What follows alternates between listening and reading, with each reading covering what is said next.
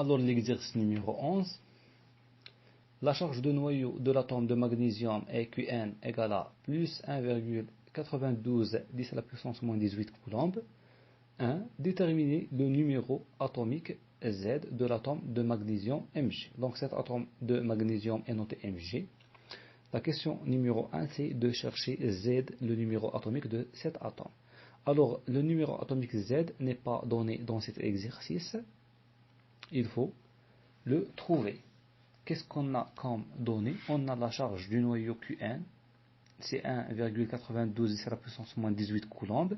Et on a bien sûr la charge élémentaire E, c'est 1,6 10 à la puissance moins 19 coulombs.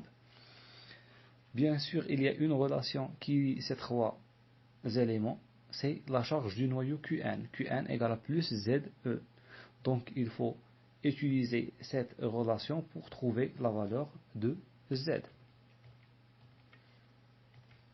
Alors voilà, la charge du noyau d'un atome est Qn égale à plus ZE, alors Z égale à Qn divisé par E. Donc E, dans cette relation, a une relation de multiplication avec Z. Si on va la déplacer vers le premier côté, on va trouver que Z égale à Qn divisé par E. Et on va faire l'application numérique. Z égale, on va remplacer Qn par sa valeur, 1,92 10 à la puissance moins 18, et E par sa valeur, c'est 1,6 10 à la puissance moins 19. Alors pour faire le calcul, on a deux choix. Soit utilisons une calculatrice scientifique et je vais trouver directement le résultat. Sinon, j'ai pas une calculatrice scientifique, j'ai une calculatrice normale. Qu'est-ce qu'il faut faire? Donc on va essayer de trouver la même puissance pour le numérateur et pour le dénominateur. Bien, donc on a 10 à la puissance moins 18, 10 à la puissance moins 19. Je veux essayer de rendre cette valeur 10 à la puissance moins 18, 10 à la puissance moins 19. Qu'est-ce que je vais faire? Je vais déplacer la virgule. Donc 1,92 devient 19,2. Je vais déplacer la virgule vers la droite. Et je vais changer la puissance. Je vais diminuer la puissance par 1. Donc, je vais trouver 19,2 10 à la puissance moins 19 sur 1,6 10 à la puissance moins 19. Ensuite, je vais simplifier par 10 à la puissance moins 19. Qu'est-ce qu'il reste? 19,2 divisé par 1,6. Et c'est une simple, ou bien c'est un simple calcul, donc je peux le calculer avec une calculatrice normale. Donc le résultat c'est 12. Donc Z égale à 12. Le numéro atomique de cet atome est Z égale à 12. La question numéro 2. Y a-t-il combien d'électrons dans l'atome de magnésium? Donc c'est quoi le numéro atomique de cet atome? C'est Z égale à 12. Donc automatiquement cet atome contient 12 électrons. Z égale à 12, donc l'atome de magnésium contient 12 électrons. 3. Déterminer la charge des électrons d'atomes de magnésium en coulombs.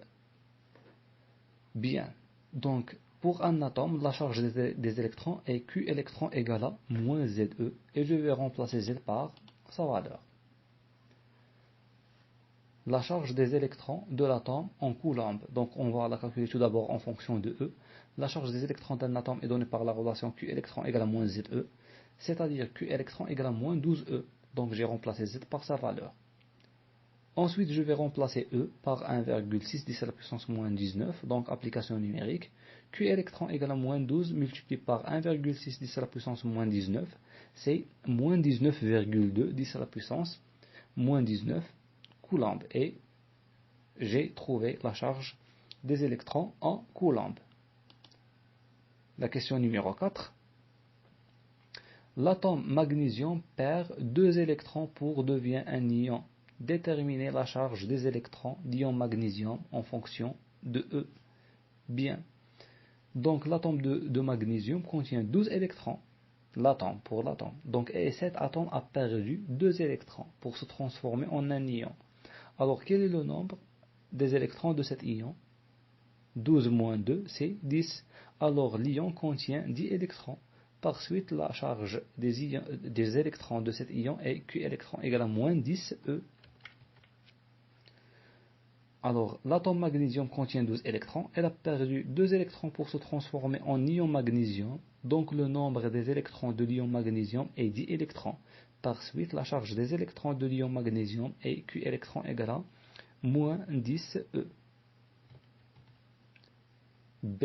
Déterminer la charge du noyau de l'ion magnésium. On a dit que le noyau ne subit aucun changement, donc on va garder le même résultat qu'on a trouvé pour le noyau de l'atome, c'est plus 12E plus 12E.